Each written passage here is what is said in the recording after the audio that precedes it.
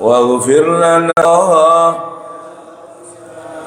محمد سيد الكونين والثقلين والفريقين من عرب ومن عجم. يا رب بالمصطفى بلغ مقاصدنا واغفر لنا ما مضى يا واسع الكرم. نبينا الآمر الناهي فلا أحد أبر في قول لا منه ولا نعم. يا رب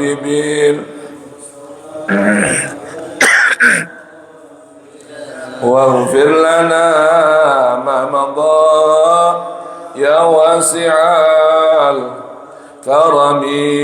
هو الحبيب الذي ترجى شفاعته لكل هول من الأهوال مقتحم. يا رب بالمصطفى بلغ مقاصدنا واغفر لنا ما مضى يا واسع الكرم. لعل رحمة ربي حين يقسمها تأتي على حسب العصيان في القسم. يا رب بالمصطفى بلغ مقاصدنا واغفر لنا ما مضى يا واسع. يا رب واجعل رجائي غير منعكس لديك واجعل حسابي غير منخرم. يا رب بالمصطفى بلغ مقاصدنا واغفر لنا ما مضى يا واسع الكرم. والطف بعبدك في الدارين إن له صبرا متى تدعوه الأهوال ينهزم. يا رب بالمصطفى بلغ مقاصدنا واغفر لنا ما مضى يا واسع الكرم. واغفر لكل المسلمين يا رب اغفر لكل المسلمين بما يتلوه في المسجد الأقصى وفي الحرم. يا رب بالمصطفى بلغ مقاصدنا واغفر لنا ما مضى يا واسع الكرم. بجاه من بيته في طيبة حرم واسمه قسم من أعظم القسم. يا رب بالمصطفى بلغ مقاصدنا واغفر لنا ما مضى يا واسع الكرم. اللهم صل وسلم وبارك عليه وعلى آله. Jamaah sekalian, mari kita buka Al-Quran Surah Hud, ya, Quran Surah Hud.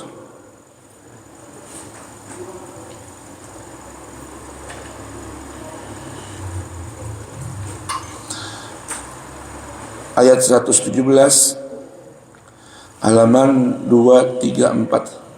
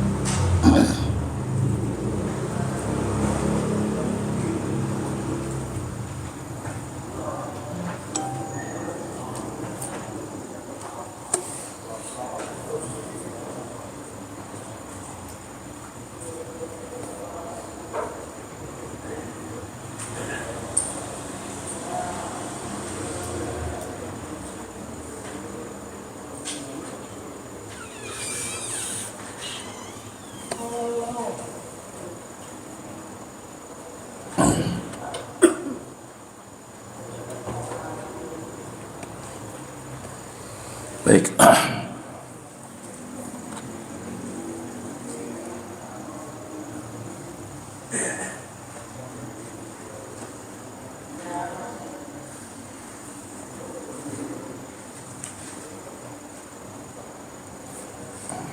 Udah halaman berapa? Halaman 234 ya.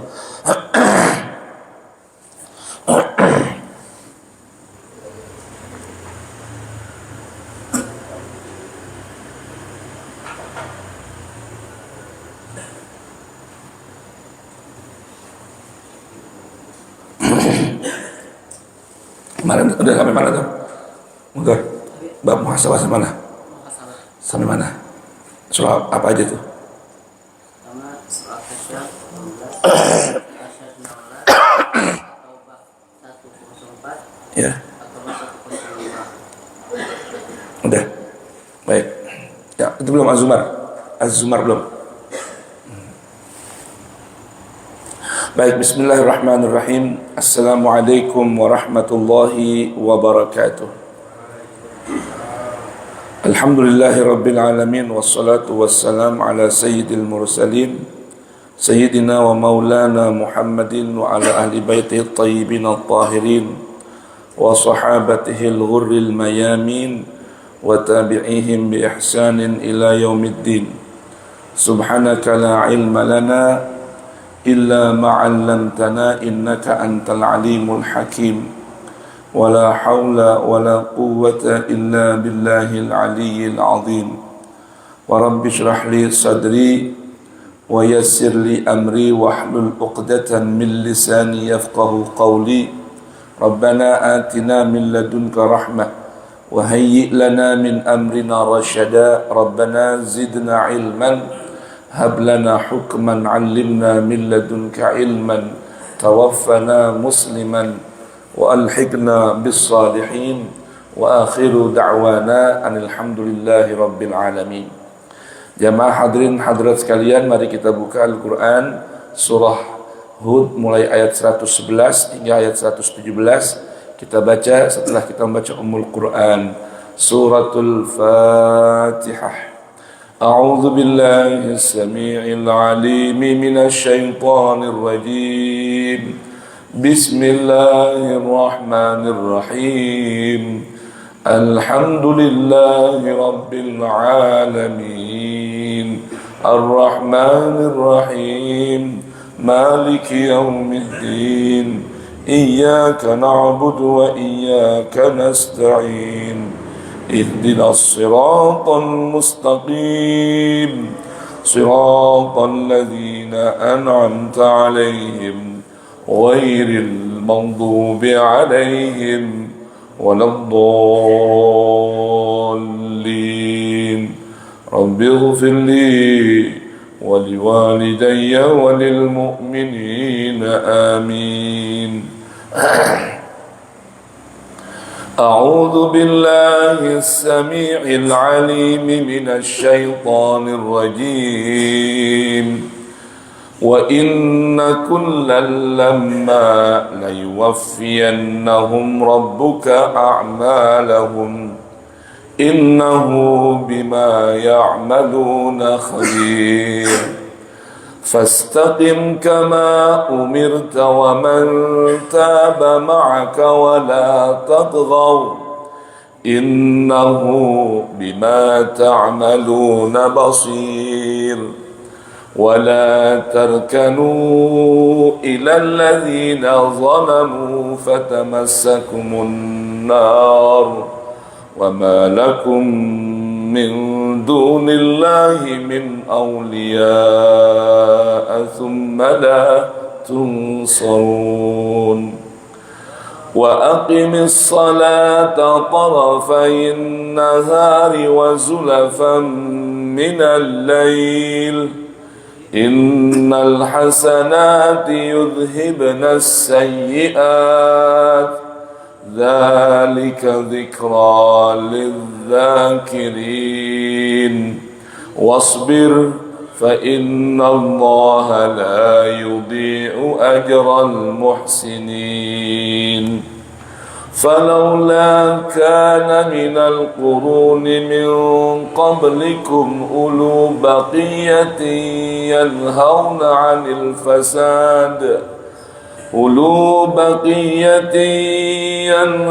عن الفساد في الأرض إلا قليلا ممن أنجينا منهم واتبع الذين ظلموا ما أترفوا فيه وكانوا مجرمين وما كان ربك ليهلك القرى بظلم وأهلها مصلحون صدق الله العلي العظيم اللهم ارحمنا بالقرآن واجعله لنا إماما ونورا وهدى ورحمة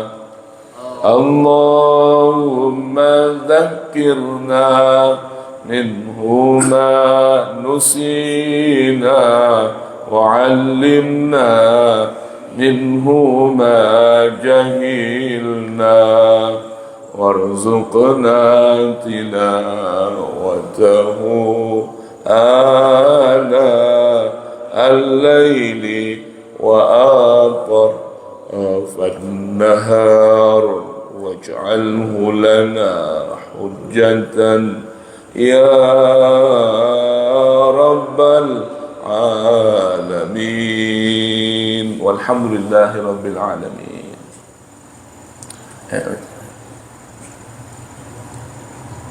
Bismillahirrahmanirrahim. Dan sesungguhnya kepada masing-masing pasti Tuhanmu akan beri balasan secara penuh atas perbuatan mereka. Sungguh Dia Maha Teliti terhadap apa yang mereka kerjakan. Maka tetaplah engkau wahai Rasulku sebagaimana telah diperintahkan kepadamu dan orang yang bertobat bersamamu, dan janganlah kamu melampaui batas. Sungguh Dia Maha melihat apa yang kamu kerjakan. La ilaha illallah. Dan janganlah kamu cenderung kepada orang yang zalim yang menyebabkan kamu di api neraka.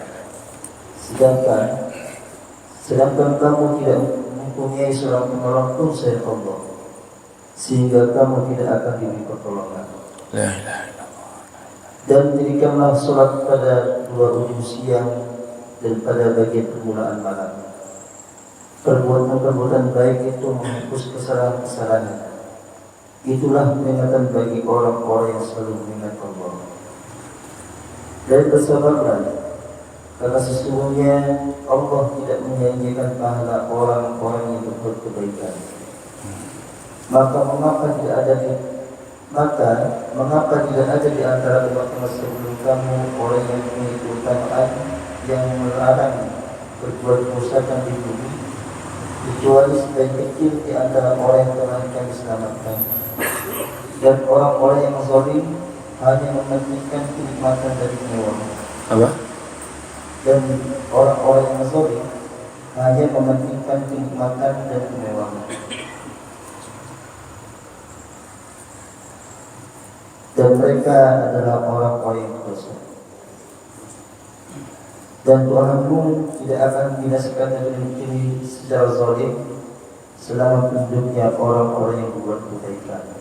Maha Allah dengan segala kebaikan. Baik, jamaah sekalian rahimakumullah, menyambung kajian Prabu dengan tema muhasabah. Maka di awal tahun ini kita akan sambung dengan sebuah tema tentang islah. Karena kehidupan manusia bila tidak ingin mendapatkan kerugian mesti melakukan dua perkara. Yang pertama muhasabatun nafsi, yang kedua islahun nafsi. Apa itu muhasabatun nafsi? Muhasabatun nafsi artinya adalah koreksi diri, mengoreksi diri, mengintrospeksi dan melakukan evaluasi terhadap diri dan amal perbuatan. Pada pertemuan yang lalu sudah kita buka beberapa ayat suci Al-Quran, di antaranya Quran surah At-Taubah ayat 105, kemudian Quran surah Al-Hasyr ayat 18 dan ke-19, yang inti dari pesan ayat tersebut adalah seorang mukmin mesti menjadi orang yang visioner dalam menatap masa yang akan datang, lalu menyikapi tentang hal yang sudah berlalu di masa lalu, yang tentunya sudah berganti hari, bulan, dan tahun, maka mesti melakukan muhasabah. Jamaah sekalian, uniknya ada sebuah ungkapan indah dari Amirul Mukminin Ali bin Abi Thalib karramallahu wajhah wa radhiyallahu anhuma tentang sebuah pesan warning akan pentingnya muhasabatun nafsi. Sebuah riwayat dari beliau berbunyi, man la yuhasib nafsahu kulla yaumin falaisa minna. Orang yang tidak melakukan muhasabatun nafsi, muhasabatul a'mal setiap hari, maka orang tersebut tidak layak masuk bahagian dari umat Nabi Muhammad. Jadi muhasabatun nafsi itu penting sekali. Setiap hari itu bagaimana? Paling tidak sebelum tidur, sebelum tidur malam, ambil air wudhu,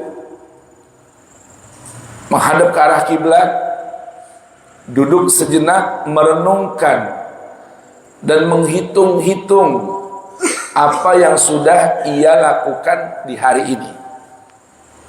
Duduk menghadap kiblat, mulai bangun tidur di hari ini hingga kita sedang berada di atas ranjang bersiap untuk tidur. Apa yang sudah kita perbuat? Apakah sudah ada karya yang kita lakukan dari amal baik untuk apa? Persiapan. Boleh jadi malam ini tidur terakhir kita. Itu namanya apa? Muhasabatun nafsi.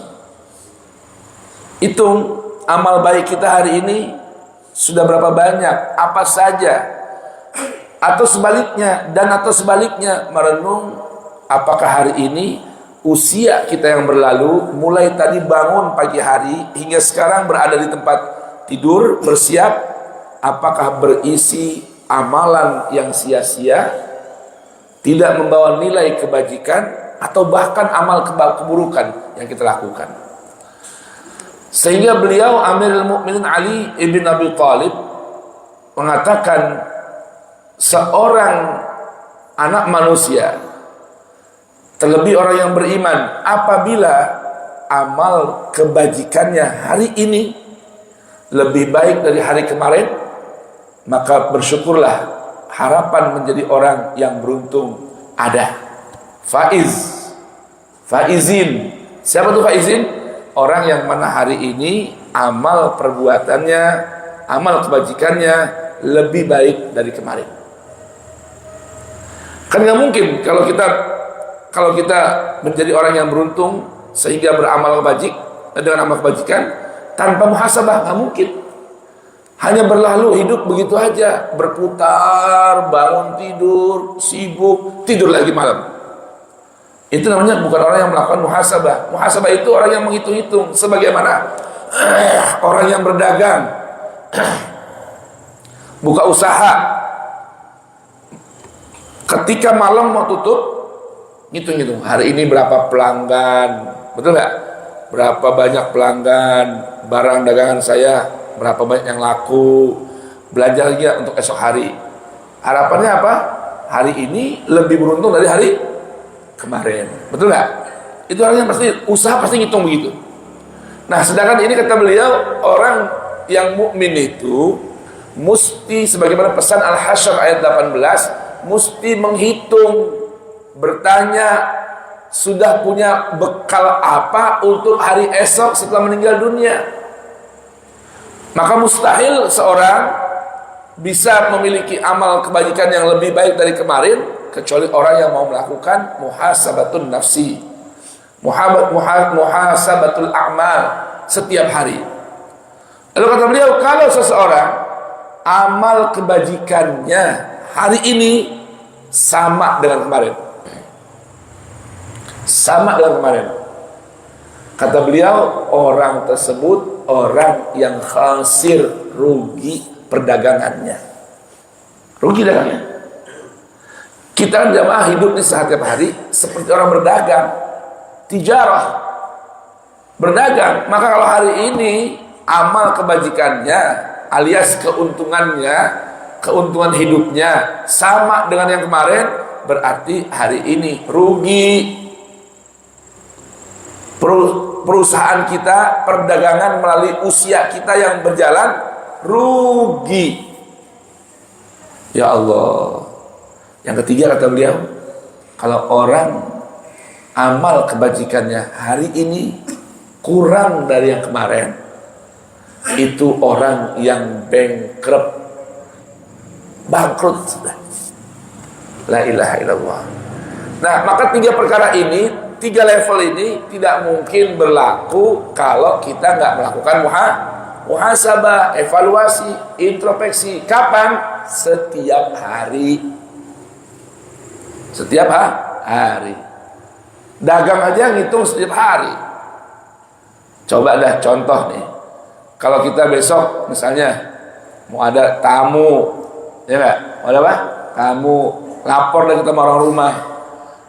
Istriku, ibu, mama, besok mau ada rombongan datang. Kira-kira apa yang mau kita siapin buat tamu besok? Masak apa kita? Apa yang mesti kita siapin? Kira-kira apa jawaban istri? Hah? Jawabannya, bang, sebelum nanya mau nyiapin apa, modalnya ada berapa, budgetnya, kan gitu ya, betul nggak? Ya kan? Abang jangan nanya mau masak apa besok, budgetnya berapa dulu, udah siapin berapa buat besok. Nah kalau budgetnya belum tahu berapa, bahkan nggak ada, bagaimana mau belanja buat besok? Tuh, kita ada konsep menyimpan, saving, menabung. Untuk apa? Besok buat bayar sekolah, besok buat bayar ujian, besok buat ini. Nah maka uang kita hari ini kita simpen buat besok. Lalu bagaimana kehidupan yang kata Imam Ali, as-safar ba'id, perjalanan setelah kematian itu masih panjang, jemaah. Perjalanan setelah kematian masih panjang, bahkan lebih panjang dari kehidupan dunia yang sementara. Panjang sekali. Maka az-zad qabla al-ma'ad. Siapkan bekal sebelum hari pertemuan. Dan sekarang nyiapin bekal. Nah lalu apa sih buahnya? Buah yang paling utama, hikmah al-azimah, al-hikmatul kubra wal-uzma minal muhasabah. Apa itu? Orang gak akan sibuk mengomentari perbuatan orang lain. Kenapa? Sibuk ngurusin diri sendiri. Gak sibuk kita, gak bakal sibuk ngurusin orang mau jungkir balik, kita gak akan sibuk. Kenapa? Masih sibuk memikirkan amal perbuatannya sendiri. Itu hikmah yang paling besar dari muhasabah. Namun muhasabah tidak memiliki efek dan daya yang membekas tanpa adanya islah. Jadi habis muhasabah apa? Islah. Apa itu islah? Islah itu namanya melakukan aksi perbaikan diri setelah mengoreksi apa? Diri. Harus ada namanya islah. Nah, keutamaan islah itu sangat dahsyat. Contohnya di ayat yang kita baca dari Quran surah Hud di ayat 100 ke-17. Sampai-sampai Allah memberikan sebuah janji, wa ma rabbuka liyuhlikal qura bizulmin wa ahluha muslihun. Dan sekali-kali tidak akan Tuhanmu memberikan menghancurkan, membinasakan satu negeri, sebuah negeri, sebab kezaliman yang terjadi di sana selama penduduknya masih mau melakukan islah, melakukan perbaikan di diri. Makanya ada orang saleh, ada orang muslih. Saleh orang yang melakukan kebaikan, efeknya untuk diri sendiri. Muslih orang yang memperbaiki diri, juga memberikan kebaikan, perbaikan untuk orang dan lingkungan sekitarnya. Itu namanya orang yang muslih. Lawannya lebih dari saleh. Kalau saleh diri sendiri, muslih bikin orang lain menjadi saleh. Saya dengarkan ya Allah berfirman, wa inna kullan la yuwaffiyannahum rabbuka a'malahum. Setiap orang, kata Allah, sungguh pasti akan menerima balasan dari amal perbuatannya yang akan ditunaikan oleh Allah. Ini Allah Subhanahu wa taala adalah Al-Wafi, yang menunaikan janji. Maka janji Allah akan berikan balasan setimpal ya apa yang dilakukan oleh setiap manusia di dunia. Maka ada sebuah ungkapan tuh sampai pada kita dari riwayat hadis. Apa itu? Idza lam tastahyi fa'mal ma syi'ta fa innaka majziyun bihi. Kalau ente enggak punya malu, ente nih enggak punya malu, kerjain aja apa yang ente mau. Kerjain semua. Yang penting kaidahnya kalau enggak punya malu, kerjain apa aja. Kenapa? Karena engkau akan merasakan setiap balasan dari amal perbuatanmu. Mau ngomongin orang, ngaci orang, jelekin diri sendiri, apa aja kerjain. Yang penting ente nggak punya malu kan? Tapi ingat, resikonya setiap perbuatan yang kita lakukan pasti ada balasan yang setimpal. Ini maksud wa inna kullan la yuwaffiyannahum rabbuka a'malahum innahu bima ya'maluna khabir. Ingat ya, Allah itu sangat teliti dengan apa yang kita kerjakan. Allah Maha tahu dan pengetahuannya begitu dalam, begitu rinci, begitu teliti. Tidak ada yang terlewat sedikit pun dari pengetahuan dan pandangan Allah. Maka Allah berpesan pada Rasulnya dan pada kita orang yang beriman pada ayat berikutnya, fastaqim kama umirta. Rasul, kewajibanmu apa sih? Istiqamah, konsekuensi dalam apa? Apa yang Allah perintahkan. Ini Allah perintahkan, lakukan dan istiqamah. Kama umirta, sebagaimana kamu diperintahkan oleh Allah. Artinya istiqamah dalam perintah Allah. Jalani dan konsekuensi istiqamah, continue, jangan anget-angetan, jangan musim-musiman, jangan event-event saja, tapi ketika ada perintah kerjakan dan istiqamahlah dalam perintah itu. Wa man taba ma'ak, begitupun orang-orang yang bertaubat bersamamu dari para sahabatmu. Wala tatghaw, dan ingat jangan sampai nyeleweng,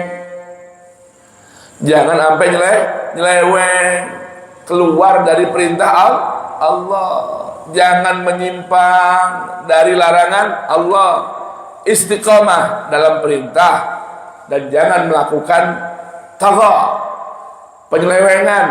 Kenapa? Fa amma man tagha, wa atharal hayatad dunya fa innal jahima hiyal ma'wa. Orang kalau sudah nyeleweng itu nanti yang tampak dalam perilakunya apa? Ithar terhadap kehidupan dunia, selalu mendahulukan dunia, mencari dunia, validasi dalam urusan dunia, walaupun yang dia kerjakan amalan akhirat, tapi semua tujuannya ithar fil hayatid dunya. Maka kata Allah, fa innal jahima hiyal ma'wa. Orang ajar, orang ceramah, orang berdakwah, tapi kalau tujuannya demi mendapatkan kehidupan dunia, siap-siap kata Allah, fa innal jahima hiyal ma'wa. Nah, kemudian pesan Allah berikutnya, innahu bima ta'maluna basir wala tarkanu. Awas, jangan sampai rukun. Nah, rukun nih, rukun tetangga, rukun apa? Warga. Ini bahasa Arab nih. Wala tarkanu, jangan kalian rukun. Apa itu rukun? Rukun itu asal kata dari kata-kata ruknun arkanun, fondasi, tiang. Artinya jangan kalian condong lalu bersandar kepada tiang. Nah, tiang yang gimana yang nggak boleh kita jadikan sandaran? Alladzina zolamu, jangan kamu condong rukun sampai bersandar kepada orang-orang zolim. Awas, jangan pernah berikan dukungan orang-orang zolim. Ya, jangan pernah kompromi pada orang-orang zolim. Jangan sampai menjadi penjilat orang-orang zolim.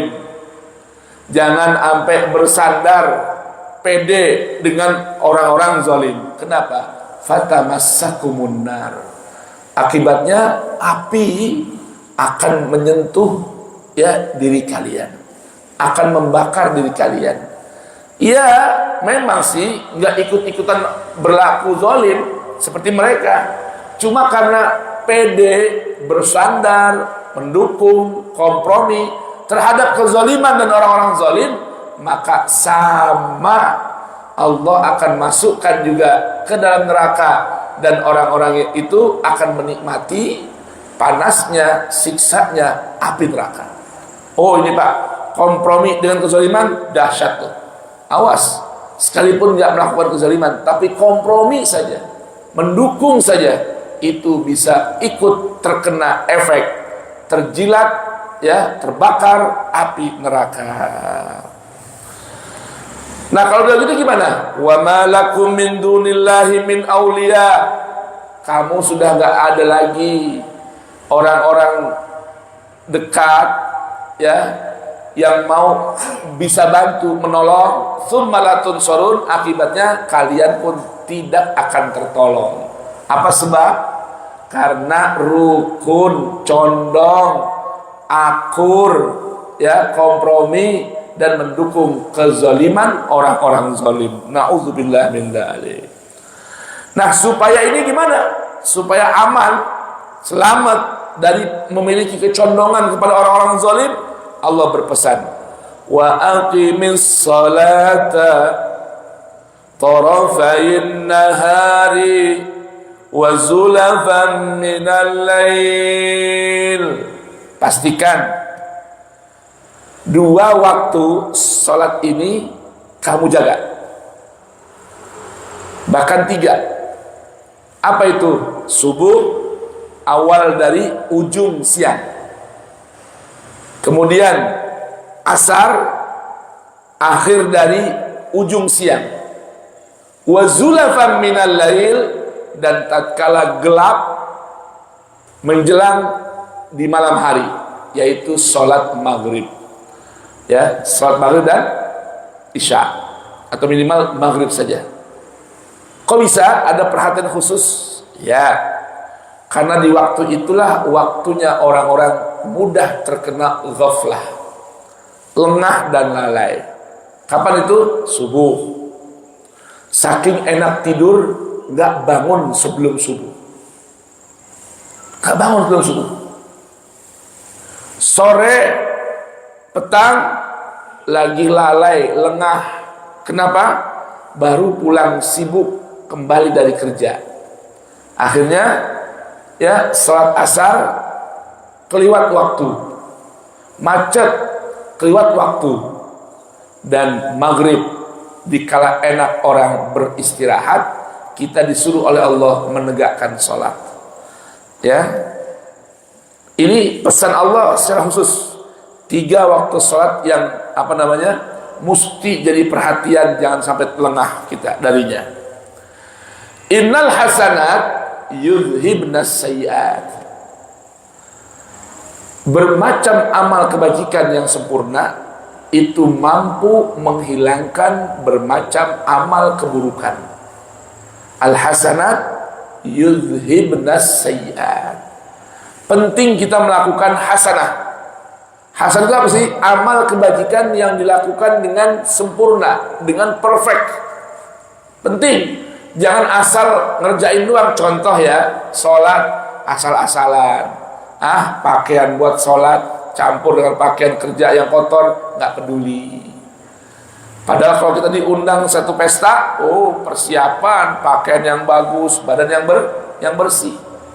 Kata hasanah itu amal kebajikan yang dilakukan dengan penuh kesempurnaan. Ya, itu namanya al-hasanah. Dan hasanah yudhibnas sayyiat. Amal kebajikan yang dilakukan dengan sempurna, dengan perfect, itu mampu menghilangkan bermacam amal keburukan. Zalika, hal tersebut ya, yang disebut di atas tadi, menjaga sholat, kemudian larangan untuk rukun pada orang-orang zalim, pesan untuk istiqomah dalam perintah, jangan melakukan penyimpangan dalam kehidupan dan keyakinan, adalah zikra lizzakirin. Zikra artinya rambu pengingat, alarm pengingat, lizzakirin, bagi orang-orang yang mau senantiasa mengingat Allah subhanahu wa ta'ala. Kemudian ada pesan lagi ya? Ada. Apa pesan Allah pada Rasulnya? Wasbir fa innallaha la yudhi'u ajral muhsinin. Sabar. Sabar dalam taat. Sabar dalam ujian hidup. Sabar dalam menjalankan perintah. Sabar untuk menjauhi larangan. Kenapa? Fa innallaha, maka sesungguhnya Allah la yudhi'u ajral muhsinin. Allah itu tidak akan menyia-nyiakan upah dan ganjaran orang-orang muhsin. Siapa orang muhsin? Orang muhsin itu orang yang melakukan amal kebajikan dengan penuh kesempurnaan. Ya, jadi nggak asal-asalan melakukan kebajikannya. Itulah orang-orang muhsin. Orang-orang yang suka berbuat ihsan, melakukan kebajikan dengan penuh nilai kesempurnaan. Pokoknya perfect dah, nggak mau asal-asalan. Itu orangnya muhsin. Falaula kana minal qurun min qablikum ulu baqiyatin yanhauna 'anil fasadi fil ardi illa qalilan mimman anjayna minhum. Ini sebuah ayat yang menggambarkan realita kehidupan. Apa itu? Setiap masa, setiap kurun, era, itu ada PR. Apa itu? Sedikitnya orang yang mau melakukan nahyu anil fasad wal munkar fil ard. Kalau orang yang beramar ma'ruf itu banyak. Yang mau beramar ma'ruf itu banyak. Tapi orang yang berani menyuarakan apa? Nahyu anil fasad wal munkar itu sedikit. Sedikit, itu udah realita di masyarakat. Kalau ngajak kebaikan banyak, tapi kalau yang mau mencegah orang melakukan kejahatan, kerusakan, itu sedikit. Kenapa? Karena orang yang melakukan nahi mungkar, nahyul fasad, itu pasti dimusuhin oleh orang. Itu PR-nya. Kalau ngajak doang, ngajak doang, ayo berjamaah, ayo berbuat ini, ayo bersedekah, ayo ini, ayo itu banyak. Dan orang nggak ngerasa keganggu, nyaman aja dengan ajakan orang berbuat baik. Tapi kalau ada orang yang ingetin, ini salah, ini gak sesuai dengan Al-Quran, tinggalkan hal ini, jangan buat kerusakan. Ini banyak orang yang suka nggak terima. Maka Allah bilang, falaula minal qurun min qablikum, sejak sebelum kita.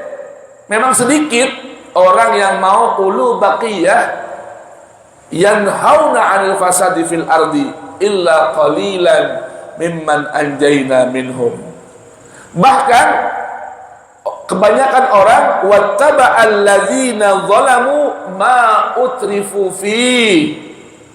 Orang kebanyakan itu bahkan lebih senang mencari dan mengikuti perilaku kezaliman, terlebih bila dibungkus dengan keindahan dan kemewahan. Orang pasti ngikut ya. Kalau udah perbuatan zalim dibungkus dengan keindahan, dibungkus dengan kesenangan hidup, udah orang banyak mengikuti mereka. Tapi kalau yang namanya ya pencegahan dari perilaku kerusakan, membuat kerusakan dan kemungkaran, orang kagak ada yang demen. Tapi kalau namanya yang enak-enak, ya dibungkus dengan hal-hal yang indah, orang pasti ikut. Itulah gambaran realita kenyataan di tengah masyarakat. Bukannya di zaman sekarang, tapi sejak zaman dulu sebelum umat Nabi Muhammad sallallahu wasallama wa baraka alaih. Wa kanu mujrimin, dan akibatnya mereka melakukan perbuatan dosa, jarimah. Nah, Allah sekarang di ayat penutup ini memberitahukan bahwa melakukan islah itu sangat disuka oleh Allah. Bahkan Allah berjanji Allah tidak akan membinasakan sebuah negeri sekalipun negeri itu dipenuhi dengan kezaliman jika penduduknya masih mau melakukan islah. Apa itu islah? Perbaikan diri, perbaikan lingkungan, perbaikan keadaan. Nah, PR kita mau jadi yang mana kira-kira? Apa sekedar koreksi diri tanpa ada aksi, ataukah kita mau melakukan perbaikan dengan aksi nyata di setiap sendi kehidupan kita? Ini pesan ayat tematik dari pertemuan kita tentang pentingnya melakukan perbaikan diri. Itu perbaikan diri, ada aksi, ada nyata. Maka nanti kalau Anda lihat Al-Quran, ayat-ayat tentang masalah bertaubat, Allah mau menerima taubat orang. Ya, kemarin kita lihat di Al-Baqarah surah At-Taubah ayat 104. Alam ya'lamu annallaha huwa yaqbalu taubata an ibadi. Allah memang selalu siap memberikan taubat hamba-hambanya.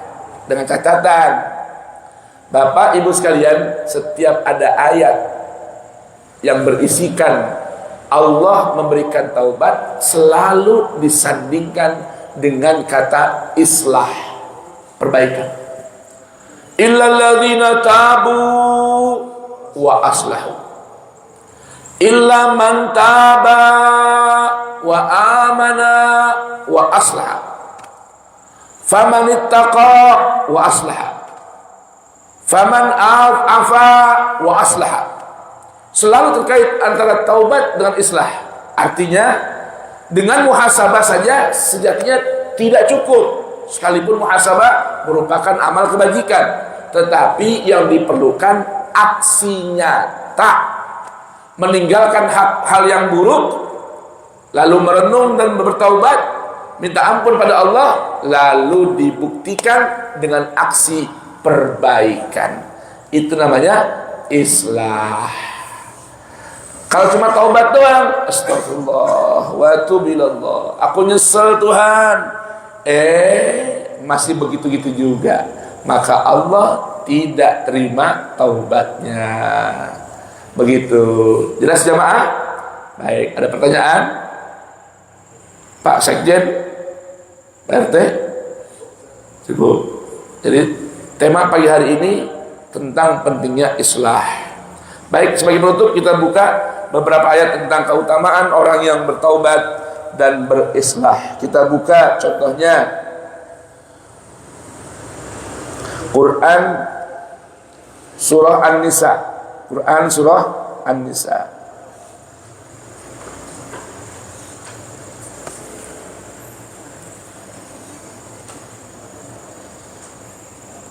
Ayat berapa? Ayat 146.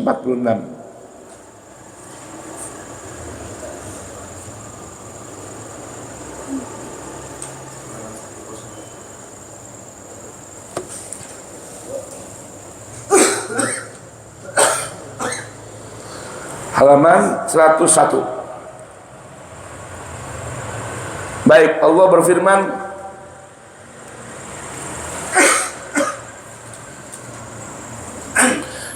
di ayat 146 ya. Ketika Allah menjelaskan tentang gambaran orang-orang munafik di ayat sebelumnya, Allah beritahukan di ayat 145, 146 Allah berfirman, innal munafiqina fid darkil asfali minan nar wa lan tajida lahum nasira illa alladhina tabu wa aslahu wa'tasamu billahi wa akhlasu dinahum lillah faulaika ma'al mu'minin wa sawfa yu'tillahul mu'minina ajran azima. Dengarkan ini kelompok manusia yang paling buruk perilakunya, yaitu orang-orang munafik. Baik, tapi kesempatan sangat terbuka. Jelaskan. Bismillahirrahmanirrahim. Sungguh orang-orang munafik itu ditempatkan pada tingkatan yang paling bawah dari neraka, dan kamu tidak akan mendapat seorang penolong pun dari mereka, kecuali orang-orang yang bertobat dan memperbaiki diri dan berpegang teguh pada Allah, dan dengan terus ikhlas menjalankan agama mereka karena Allah. Maka mereka itu bersama-sama orang-orang yang beriman, dan kelak Allah akan memberikan pahala yang besar kepada orang-orang yang beriman. Baik, dengarkan ini. Ini gambar nasib orang-orang munafik. Siapa orang munafik? Orang-orang yang memiliki standar ganda dalam keyakinan. Orang yang punya double action ya dalam bersikap dan berperilaku. Allah beritahukan orang-orang munafik yang bila meninggal dunia dalam kondisi nifak, masih melakukan kemunafikan, Allah beritahukan fiddarkil asfali minan nar. Subhanallah ya, orang munafik tempatnya lebih rendah dari orang-orang kafir, lebih rendah dari orang musyrik. Berada di mana? Fiddarkil asfal, di bahagian level yang paling bawah, yang paling dekat dengan sumber api. La ilaha illallah. Kebayang nggak kira-kira? Paling bawah, yang paling dekat dengan apa? Sumber api. Dan kata Allah, kalau sudah berada di situ, tidak akan kalian temukan siapapun yang bisa menolong. Nah, tapi Allah nih lihat, hatta sekalipun dengan orang-orang munafik, Allah memberikan pintu harapan begitu luas. Illal ladzina tabu, kecuali kalau mereka mau bertobat dari kemunafikan.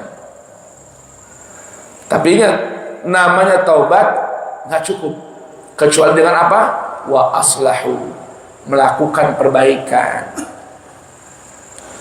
Wa'tasamu billah, mau mengikat dirinya dengan Allah. Arti wa'tasamu sebetulnya bukan memegang ya, bukan berpegang, tapi mengikat diri, dari kata-kata asama ya'sim. Wa akhlasu dinahum lillah, dan mereka betul-betul tulus dalam beragama hanya untuk Allah, bukan untuk yang lain. Nggak mengharapkan validasi dari siapapun kecuali dari Allah. Faulaika ma'al mu'minin. Nah, orang-orang munafik yang mau bertaubat, berislah, beriktisam dan ikhlas dalam beragama, 4 syarat ini dilakukan, maka Allah akan kumpulkan mereka bersama orang-orang mukmin. Dan orang-orang mukmin, kata Allah, pasti nanti akan menerima upah ganjaran yang sangat besar. Allahu Akbar. Lain halnya orang-orang yang tidak mau melakukan islah. Ini satu contoh ayat ya yang menjelaskan tentang apa?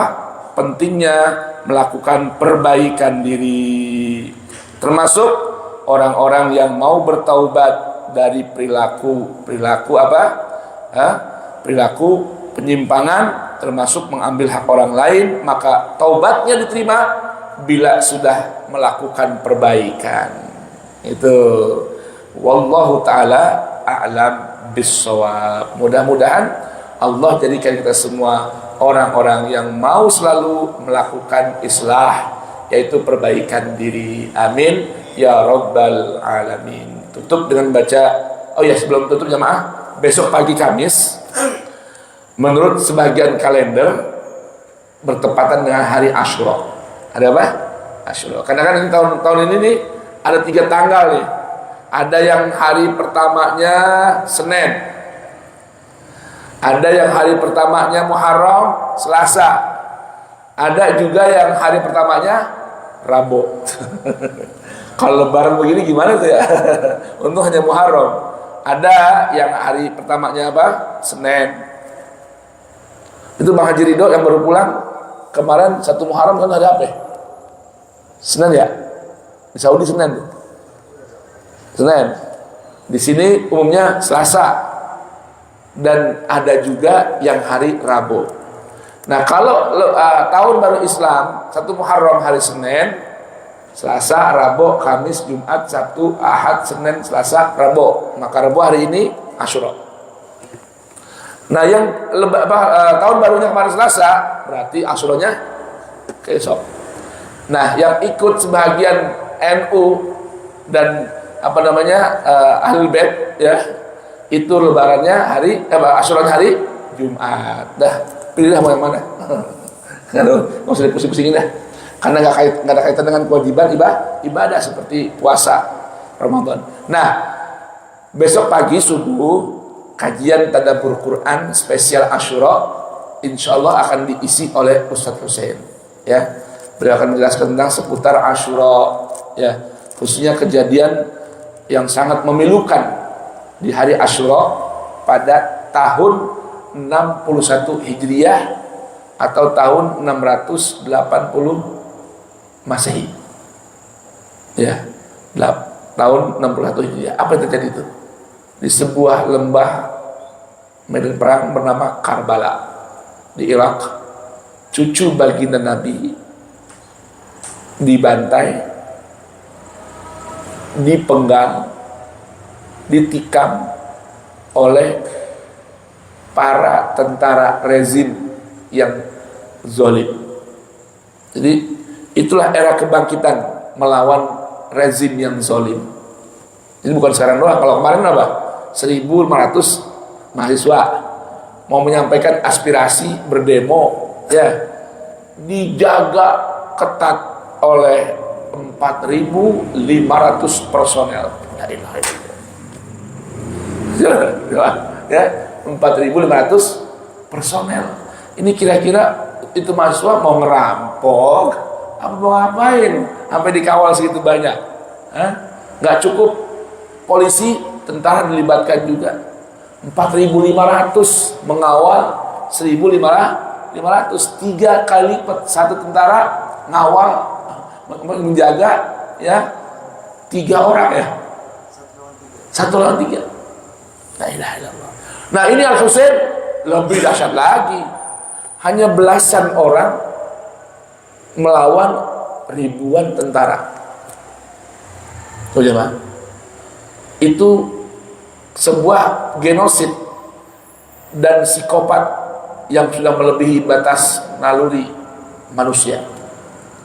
Coba jamaah, bayangin diri kita nih, diri kita seorang, ada orang mau bunuh kita dengan nggak cukup dengan menikam belasan tombak. Ini barang kita nih, barang kita, ya. Coba kalau belasan tombak di mana adanya? Cukup enggak? Anak panah, belasan anak panah menikam belasan tombak menusuk. La ilaha illallah. Kira-kira orang yang menusuk mana? Manusia bukan kira-kira. Nah, satu orang nih ditikam, ditusuk dengan sekian banyak tombak, sekian banyak anak panah. Cukup enggak? Dipenggal, dipisah kepala beliau radhiyallahu anhu alaihi salamullah, dipisahkan dari badannya. Coba dah. Habis itu diapain? Dipakai mainan seperti bola. Jamaah, saya mau tanya, kemarin nih ngorban ya, Idul kurban. Anggap dah kambing kita potong. Ada rasa nggak? Sedihnya gitu, ada? Kan manusia kita. Yuk, terus gimana lagi dah? Bismillah, potong. Dah. Lalu habis potong digantung ya, dipisahin palanya dari badan. Saya mau tanya, habis dipisahin tuh pala kambing dari badannya, ada nggak orang yang tega jadiin pala kambing buat bola? Hah? Ada nggak? Ini kepala manusia dan mereka kenal kepalanya cucunya baginda Nabi. Karena pimpinan pasukan yang membantai Al-Husain ini orang yang bernama Umar ibn Sa'ad ibn Abi Waqqas, putranya seorang sahabat setia Nabi bernama Sayyidina Sa'ad ibn Abi Waqqas. Anaknya bernama Umar. Ini pimpinan pasukan yang membantai Al-Husain itu bersama Shimir ibn Jausan.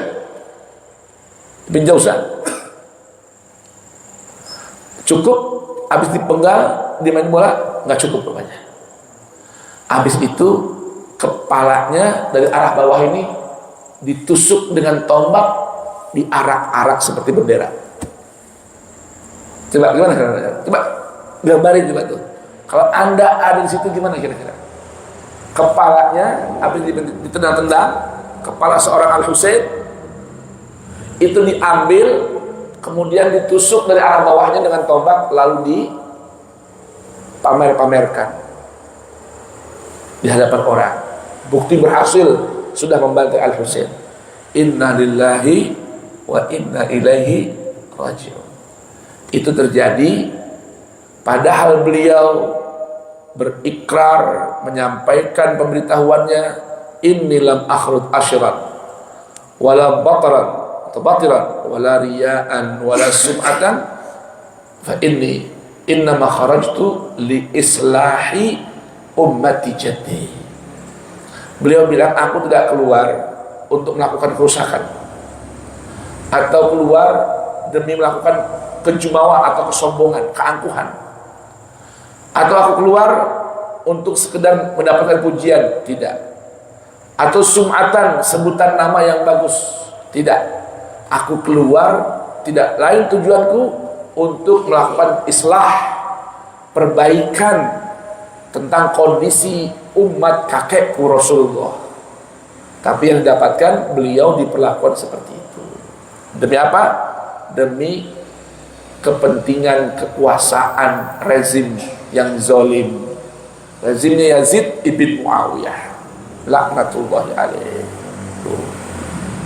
Itu terjadi. Nah, besok kita akan dengarkan kajian di seputar Muharram, ya, seputar Asyura, sambil kita baca tahlil, baca arwah, ya, kita hadiahkan doa-doanya untuk para syuhada Karbala khususnya dan syuhada umat Islam di mana saja, kapan saja, termasuk di Palestina, di Iran, di Lebanon, di Yaman. Kita doakan besok pagi, insya Allah Bapak Sekjen, Ustadz Hussein akan hadir.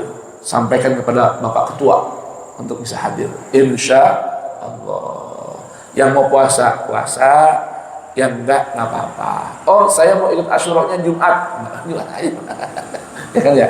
Namanya ada tanggal lain untuk kita ambil waktu puasa Asyura. Sekalipun Nabi Muhammad sendiri belum pernah berpuasa Asyura. Ya, belum pernah berpuasa Asyura. Demikian, semoga menjadi maklum adanya. Kita tutup dengan baca suratul Asri. Bismillahirrahmanirrahim. Wal asri innal insana lafi khusrin illa alladhina amanu wa amilus solihat wa tawassaw bil haqq wa tawassaw bis sabr.